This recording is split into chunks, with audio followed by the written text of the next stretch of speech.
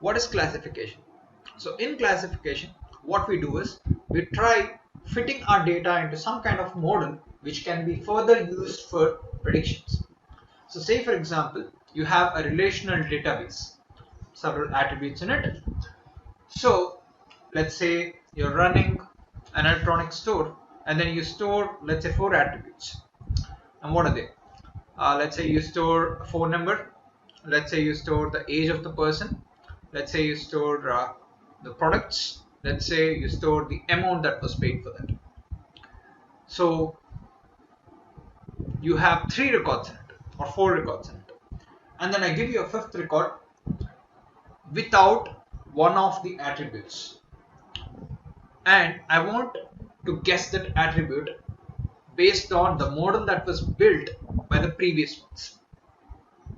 If that doesn't make sense to you, let us look at this example. So over here we have a few attributes. Let me highlight them. So we're looking at a patient database here. So these are the different diagnoses that were run, and these are the different symptoms that have been looked for: chills, running nose, headache and fever. And based on these symptoms, we want to find out if the person has flu or not. And these are the different cases, like the person one has chills, doesn't have a runny nose, he has mild headache, he has a fever, and then that resulted in a flu being not present. Similarly with the other cases. Now let's say I have a new patient coming in, and this patient, he has chills, he doesn't have a runny nose, he has mild headache, and then he has a fever. Well, it's exactly the first case, right? So you could directly say that it's no. True? So that is a prediction that you are making based on the data that you have in your database. So this is exactly what you'll be doing in the case of classification. Not always is classification so easy. Sometimes it can be tough. What if this new person has symptoms which do not match any of the previous ones? It will be much more complex, right? So for now, let's understand that classification is this. We are going to see much complex things than just this. So let us dive into them. Okay, so how does the derived model look like? So I was saying that you'd be having a model. So how does it look like? Well, there are 3 kinds of representations here. One is by using if-then rules. So similar to your association rules, you can build some rules. Let us go back to the previous slide. So over here, I can build a model or build a rule saying that chill, yes, runny nose, no, headache, mild, fever, yes, implies no flu. So that is a rule. So you can build rules like that, or else you can build a tree, a decision tree. We'll look at it. We'll look how that looks like. It sort of looks like a flow chart, and then something called as a neural network. So let's see how they look like now. So A is your if-then rules.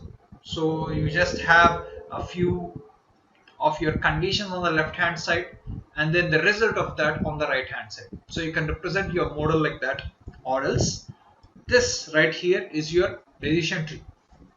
So what does it take? What is it saying? So with the same rule set, it's saying that if a person, so you're supposed to be finding out whether a person belongs to class A, class B, or class C. So let us try traversing it.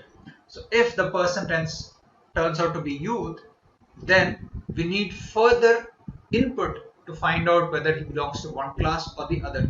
But if he is middle-aged or senior, you can directly classify that person as being class C.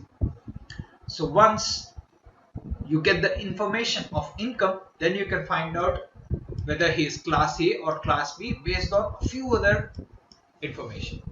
So that is how a decision tree is built. It's just translation of your if-then rules into a proper tree structure.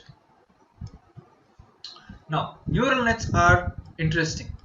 So these are framed based on the neurons which are present in our brain.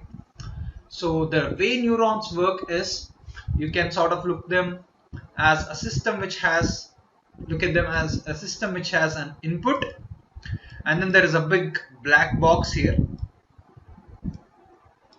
So you do not know what is going on here, at least for now. So you feed this information into this black box, and then you'll get an output out of it.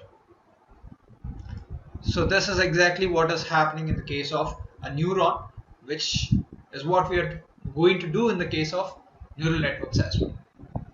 So you're fed with information such as age and income, and then by doing some kind of calculations in between, even this, that includes this, you're going to get these classes. So you're going to find out whether a person belongs to class A or class B or class C.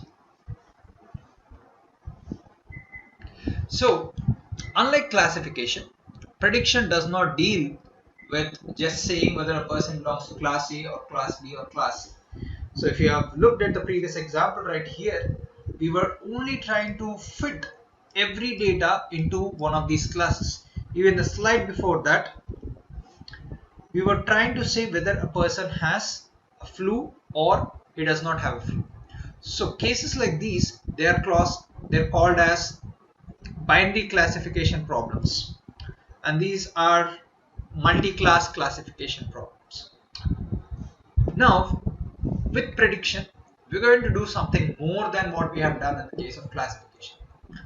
So what will we be doing here? So let's say that I run some sort of a prediction algorithm, a classification algorithm, which says whether one team is going to win or another team is going to win. But that is no longer good. I want to find the margin of victory. So margin of victory cannot be calculated by using classification, because there can be infinite number of classifications, but that can be done by using prediction. Similarly, if you want to find out whether a student has passed or not, you use classification. But if you want to find out the percentage that he has secured or he would secure in future, you would be using prediction. This is called as regression analysis in common business terms. In this textbook that you are going to follow and the course from here on, you'll be referring that as prediction. There's something else called relevance analysis. As we have seen in association mining, not every rule is important, right? So before we get to classification and prediction, we have to do this relevance analysis where we eliminate rules which are not really important.